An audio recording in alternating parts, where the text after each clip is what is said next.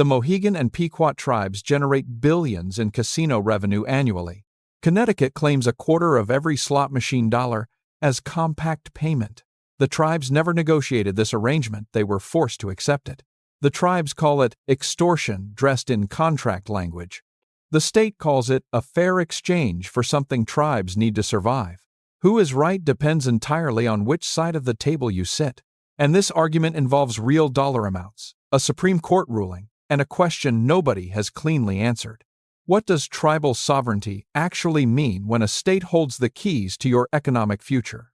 The Indian Gaming Regulatory Act became law on October 17, 1988. Congress created it to give tribes a path to economic self-determination through gaming. The core idea was straightforward. Tribes are sovereign nations, and sovereign nations can operate gaming on their lands. But Class 3 gaming casino-style slots, table games, poker, required one additional step: a compact, a negotiated agreement between the tribe and the state in which the reservation sits. That single requirement, the compact, is where everything gets complicated, because negotiation requires two willing parties. And what happens when one party holds nearly all the power? Before we answer that, understand the scale of what we are talking about. Tribal gaming gross revenue reached approximately $41.9 billion in fiscal year 2022. That number covers 524 gaming operations across the United States. To anchor that, $41.9 billion exceeds the gross domestic product of several small nations. Not all tribes participate. The majority of the 574 federally recognized tribes do not operate casinos. But for the tribes that do, this revenue funds tribal governments, healthcare systems, housing, schools, and language preservation programs. The Mohegan tribe and the Mashantucket Pequot tribal nation in Connecticut represent two of the earliest and most studied cases. Foxwoods Resort Casino, operated by the Mashantucket Pequot, opened its first bingo hall in 1986. Mohegan Sun opened in 1996 on the banks of the Thames River in southeastern Connecticut. At their peak, in approximately 2006 and 2007, these two casinos generated revenue that reshaped state finances. Connecticut collected over $400 million annually from the two tribes combined under the slot compact. $400 million, more than Connecticut collected from any single corporate taxpayer in that same period. Not a bank, not an insurance company, not a defense contractor. Two tribal nations paying the most.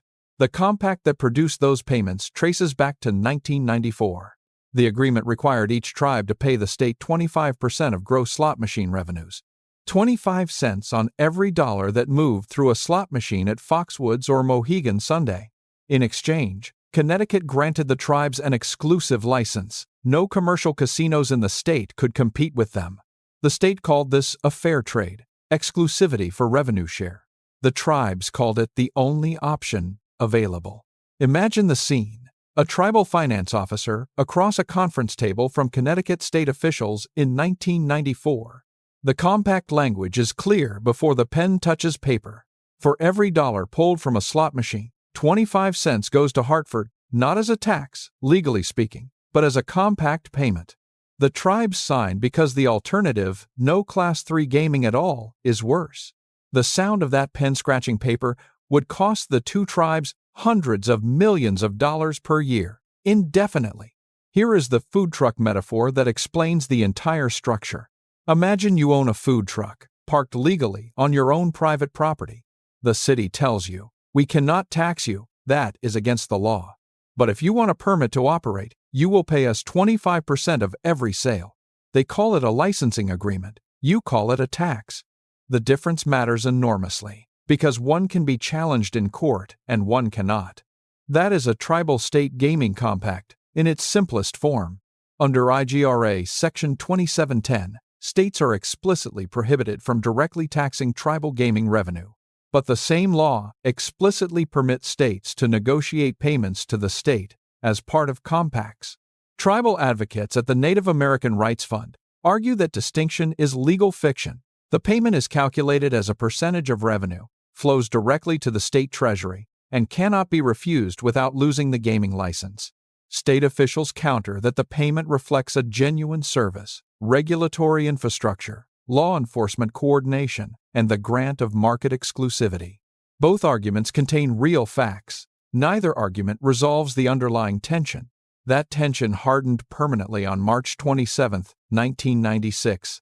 The United States Supreme Court handed down its ruling in Seminole Tribe of Florida versus Florida. In a 5-4 decision, the court held that tribes cannot sue states in federal court to compel good faith compact negotiations. Before that ruling, tribes had a legal weapon: file suit, force the state to the table, negotiate, or face a federal judge. After that ruling, the weapon was gone. States could stall, states could demand higher revenue shares, states could walk away from negotiations entirely. And tribes had almost no legal recourse. Their only remaining path was to accept the state's terms or operate no Class III gaming at all. Tribal advocates argue that Seminole Tribe did not just change legal procedure, it changed every compact negotiation that followed. When one party can walk away without consequence, the other party's negotiating position collapses. The evidence of that power imbalance shows up most clearly in specific cases, each carrying specific dollar amounts. The Oneida Indian Nation of New York operated for years under an expired compact. They continued paying the state approximately $60 million annually, even after the compact's legal term had ended. Why? Because stopping payment would risk losing the gaming license entirely. Before the New York State Legislature, an Oneida representative delivered testimony that stopped the room.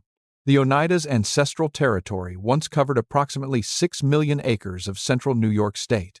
Today, they operate on a fraction of that land, and they were writing $60 million checks to Albany each year to do it.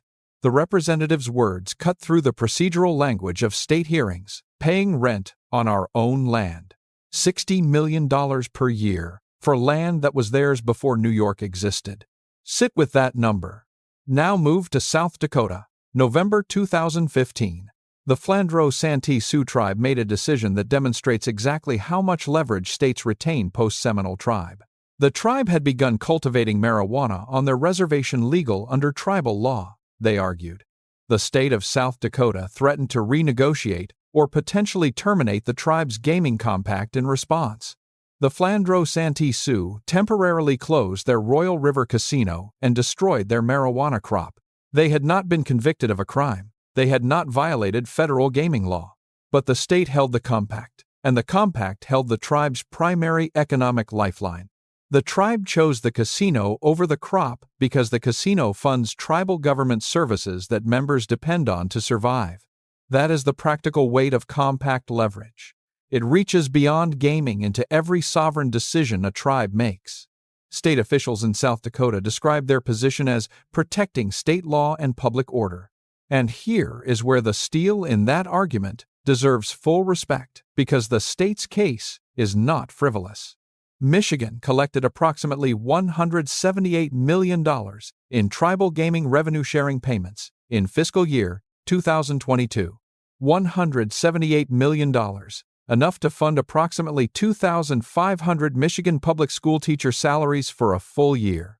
Under Michigan statute, those funds flow to the Michigan Strategic Fund, local governments, and the School Aid Fund. State officials point to those allocations as direct, measurable public benefit, not abstract fiscal padding. The argument runs like this: tribal gaming operations use state roads, state emergency services, state court systems. The employees who drive to Mohegan Sun and Foxwoods use Connecticut's infrastructure to get there. The exclusivity grant Connecticut provides has genuine economic value. It shields tribal casinos from commercial competition. Without the exclusivity guarantee, commercial operators from Las Vegas to Atlantic City could enter Connecticut's market. The state argues it is not collecting a tax, it is pricing a service and a protection that has real market value. By 2022, 28 states had revenue-sharing provisions in their tribal state gaming compacts. Payment rates range from approximately 2% to 25% of gross gaming revenues, depending on exclusivity terms.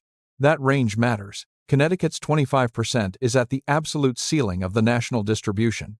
States with lower rates, closer to 2 or 3%, point to Michigan and Connecticut as outliers, not models. But tribal advocates ask a sharper question. If this is a negotiated service fee, why can tribes not refuse it and still operate? A genuine service fee can be declined. A tax disguised as a fee cannot. The IGRA language creates a category payments to the state that sits precisely in that contested space. IGRA was designed to protect tribal economic self-determination, that is its stated purpose, written into the law's opening findings. The compact requirement was added as a concession to states who feared unregulated gaming near their borders. But the Seminole Tribe ruling removed the enforcement mechanism that was supposed to keep states from abusing that concession. Native American Rights Fund analysts describe the result as structurally coercive, not because any individual state acted in bad faith, but because the system's architecture produces coercion regardless of intent. The steel in the tribal argument is not emotion, it is structural mechanics. When the enforcement mechanism disappears, the protected party's rights become theoretical. And theoretical rights do not fund tribal hospitals or language immersion programs. During the 2008 through 2010 recession, that theoretical versus real gap became painfully concrete. Several tribes continued paying compact revenue share percentages even as their gross revenues fell by 15 to 20%. The percentage stayed constant. The revenue fell. The real burden, measured as a fraction of reduced income, grew. A tribal nation paying 25% of $80 is paying more in practical terms than a tribal nation paying 25% of $100. The compact offered no adjustment mechanism, no relief provision, no shared sacrifice clause. States collected while tribes absorbed the loss, because the compact language said nothing about downturns. Now watch what happens when a state tries to build a more equitable model, because California did exactly that. California tribes pay zero direct revenue share to the state under their gaming compacts. Instead, they contribute to two funds, the Special Distribution Fund and the Revenue Sharing Trust Fund. Through 2018, those funds had distributed approximately $1.1 billion total. $1.1 billion, roughly the construction cost of a Major League Baseball stadium, distributed to non-gaming tribes and local governments over 2 decades. The Harvard Project on Indian Economic Development at Harvard Kennedy School cites California's model as a more sovereignty-respecting alternative. The funds go to tribes that do not have gaming operations, spreading revenue within the broader tribal community rather than into state general funds. Local governments near gaming facilities receive infrastructure support roads, emergency services that the state model would otherwise fund.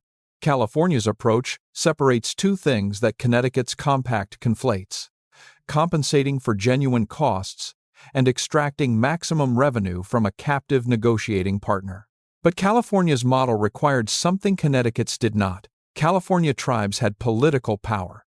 In 1998, California tribal nations spent approximately $66 million on Proposition 5, a ballot campaign to legalize tribal gaming. $66 million, the production budget of a mid-sized Hollywood film, spent on a vote. They were voting on whether to exercise rights they argue federal law already guaranteed under IGRA. $66 million for a right already guaranteed. Proposition 5 passed. A court challenge struck it down. California tribes went back and passed Proposition 1A in 2000. The political investment required to build compact terms that respected sovereignty was enormous, and most tribes cannot afford it. That asymmetry between tribes wealthy enough to shape compact terms and those who must accept whatever a state offers runs throughout this debate. Return to Connecticut. Return to 2019. $220 million. To anchor the scale, $220 million is roughly 10 times the entire annual budget of the Connecticut Department of Agriculture, collected from 2 tribal nations whose combined enrolled membership is a few thousand people. Both the Mohegan tribe and the Mashantucket Pequot tribal nation survived near termination in the 20th century federal policies that effectively attempted to dissolve their recognized existence as nations. The Mashantucket Pequot tribal nation was formally terminated by Congress in 1975 and then restored in 1983. 8 years of legal non-existence as a sovereign nation, then restored, then required to pay a quarter of gaming revenue to the state that once ignored their existence. For the Mohegan tribe and the Mashantucket Pequot specifically, the compact debate is not abstract policy analysis. It is the question of whether sovereignty is real or ceremonial. A sovereign nation that cannot set its own tax structure, cannot refuse a revenue demand, and cannot litigate bad faith negotiations in court, is that sovereignty, or is it a managed category? Kevin Washburn, former Assistant Secretary for Indian Affairs at the U.S. Department of the Interior, is an enrolled member of the Chickasaw Nation. Speaking at a federal Indian law symposium, he addressed compact negotiations directly. His words carry weight precisely because he has operated inside both the tribal and federal sides of this system. He said, "We are not opposed to sharing the benefits of gaming with our neighbors. But there is a difference between a neighbor and a landlord." Knight. A neighbor, a landlord. The distinction Washburn draws is moral, legal, and financial simultaneously. A neighbor shares mutual benefit. A landlord extracts rent from someone who has no other place to go, and unlike a neighbor, the landlord sets the terms unilaterally. State officials would push back. They are not landlords. The exclusivity grant, the regulatory framework, the infrastructure, these are the neighbor's contribution. Connecticut's argument in 2021, when it expanded gaming agreements with the Mohegan tribe and Mashantucket Pequot, was precisely this. The new agreement allowed tribal operators to run online sports betting statewide, a major new revenue stream. In exchange, the tribes accepted, continued, and expanded revenue-sharing obligations. Tribal leadership publicly called the deal a forced concession. They wanted the sports betting revenue stream, but the access price was set by the state, not jointly determined at the table. Connecticut officials described it as a mutually beneficial modernization of a long-standing partnership. Both descriptions are accurate, which is exactly the problem. When a transaction can be honestly called both partnership and extraction, the framework producing it is genuinely broken. Now, the dollar scoreboard that this debate requires. Connecticut, $220 million in 2019, funding state services. Michigan, $178 million in 2022, funding schools and local government. California's non-gaming tribes, $1.1 billion distributed through 2018, benefiting tribal nations without casinos. At peak collections, Connecticut alone received $400 million annually from 2 tribal nations, more than any corporate taxpayer in the state. Those are real dollars, funding real public services. The state's case has weight. That $220 million came from nations that nearly ceased to exist as legal entities within living memory. The Oneida Indian Nation paid $60 million per year under an expired compact because refusal risked their entire economic foundation. The Flandreau Santee Sioux destroyed their own agricultural crop because a compact gave South Dakota leverage over their sovereign land use decisions. Multiple tribes paid full revenue percentages during the recession while absorbing 15 to 20% revenue drops with no contractual relief. California tribes spent $66 million to vote on a right federal law, arguably already gave them. The legal weapon to fight bad faith negotiation was removed by a 5-4 Supreme Court decision in 1996. Those are real dollars extracted under real coercive conditions. The tribal case has weight. Here is what the scoreboard cannot resolve: whether those 2 ledgers describe the same transaction or 2 different ones. State officials see a revenue-sharing partnership that funds public infrastructure. Tribal leaders see a sovereignty tax enforced by structural coercion. The legal system, as currently constituted, does not provide a venue to adjudicate which framing is correct. After Seminole Tribe, tribes cannot compel judicial review of whether compact terms meet a good faith standard. The Department of the Interior has some regulatory oversight authority, but its scope is limited and has shifted under successive administrations. The Biden administration took a more expansive view of federal mediation authority in compact disputes. The Trump administration, in both its first and second terms, favored state negotiating latitude. The policy pendulum does not resolve the underlying structural question, it just changes who the pendulum favors at any given moment. And across that political pendulum, Specific tribes are writing specific checks every quarter. $220 million, $178 million, $60 million on an expired compact. The numbers do not wait for the policy debate to resolve. As of 2024 and 25, New York and Texas are actively renegotiating or contesting tribal gaming compacts. The same structural dynamics post-Seminole tribe leverage, the tax versus fee definitional fight, the exclusivity versus sovereignty trade, are live in those negotiations right now. New York tribes face a state that has expanded commercial gaming aggressively, potentially eroding the exclusivity value that justified compact payments. If the exclusivity that states sell is degraded by commercial competition the state itself introduces, does the compact payment remain legitimate? State officials argue the gaming environment has changed, and compacts must evolve with it. Tribal advocates argue that unilateral erosion of the exclusivity grant, without renegotiation, is itself a breach of the compact's logic. Neither position is absurd. Both positions have legal basis and genuine advocates.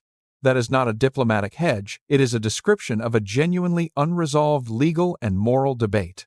The food truck? Updated. The city sold you exclusivity on your block. Now the city approved a competing truck 2 blocks away. You are still paying 25% of sales. The thing you paid for is now worth less. Can you renegotiate? Under the current legal framework, not easily, and not in federal court. Return one final time to the Mohegan tribe and the Mashantucket Pequot tribal nation in Connecticut. Their gaming revenue at peak generated more state revenue than any corporation in Connecticut. That revenue funded tribal language programs, healthcare, and housing for enrolled members of nations that survived attempted legal erasure. And it simultaneously funded Connecticut state government at a scale no corporate taxpayer matched. Both of those things are true, simultaneously, in the same transaction. The Mohegan people have lived in southeastern Connecticut for thousands of years. Their tribal government predates Connecticut's state government by centuries. They are now one of Connecticut's largest revenue sources, and they negotiate with Connecticut from a position of structural legal disadvantage. That combination, historical primacy, economic significance, legal disadvantage, does not have a clean resolution. The cold smell of a winter morning in southeastern Connecticut is the same whether you are a state official driving to Hartford or a tribal member driving to work at Mohegan Sunday. The same roads, the same air, different legal realities when you arrive. Researchers at the Harvard Project on Indian Economic Development have spent decades studying what separates successful tribal economic development from stagnation. Their consistent finding: genuine sovereignty, the ability to make and enforce your own governing decisions, is the single strongest predictor of long-term tribal economic health. Not the size of the casino, not the location of the reservation. Sovereignty, which means that every compact dollar extracted in a structurally coercive negotiation is not just a financial loss, it is a sovereignty loss, with compounding consequences. And every dollar that genuinely compensates for state infrastructure and regulatory services legitimately represents something tribes themselves say they are not opposed to providing. Kevin Washburn's words again. We are not opposed to sharing the benefits of gaming with our neighbors. The operative question is whether the entity sitting across that negotiating table is a neighbor or a landlord. And the operative problem is that the legal system, after 1996, does not provide a reliable way to enforce the difference. That is the argument, both sides of it, with dollar amounts attached. Connecticut, $220 million in 2019, not a tax, legally speaking. Michigan, $178 million in 2022 funding. 2,500 teacher salaries worth of public services. $60 million from the Oneida Indian Nation on an expired compact, because stopping meant losing everything. $66 million spent by California tribes just to vote on exercising a right federal law, arguably guaranteed. $400 million per year, at peak Connecticut collections more than any corporation in the state paid. $41.9 billion in total tribal gaming revenue in 2022, and at least 28 states with compact revenue-sharing provisions, collecting portions of that total every quarter. The scale is not the debate. The terms are. Whether the terms reflect genuine partnership or structural extraction is a question the courts currently cannot answer by design after Seminole Tribe. It is a question legislatures could answer if they chose to revisit IGRA's enforcement mechanisms. It is a question federal administrations could address if they chose to use Department of Interior authority more aggressively. It is a question compact negotiating parties could answer if both sides had equal ability to walk away. None of those resolutions is currently in place. The payments continue. The debate continues alongside them. The Mohegan Tribe's Language Revitalization Program currently teaches Mohegan Pequot to enrolled youth in southeastern Connecticut. The Mashantucket Pequot operate a tribal museum and research center that has documented their nation's history through their own voice since 1998. These are living nations, building forward while simultaneously writing checks whose legitimacy remains legally unresolved. When a sovereign nation pays 25 cents of every dollar it earns to a neighboring government and has no legal avenue to refuse the correct name for that arrangement, is still being argued in the halls where the laws are written. The argument is not settled, not legally, not morally, not politically. If the compact payment is genuinely a negotiated service fee, why can the tribe not decline it and still operate their casino? And if it is genuinely coercive extraction, why does it fund schools and hospitals that real children and patients depend on? If your answer resolves both of those questions cleanly, you are not taking both sides seriously enough. This debate is happening in courthouses and statehouses right now, with real dollar amounts attached to every argument. New York, Texas, Connecticut, Michigan, 28 states and counting. The tribes signing compacts today are signing them under the same structural conditions as the tribes in 1994. The Supreme Court ruling that changed the leverage equation has not been revisited. IGRA's tribal enforcement authority remains where Seminole Tribe left it. And the $41.9 billion industry continues to generate compact payments under terms that one side calls partnership and the other side calls the price of existing. Make your case with dollar amounts, not just opinions. The tribes and the states both have numbers on their side.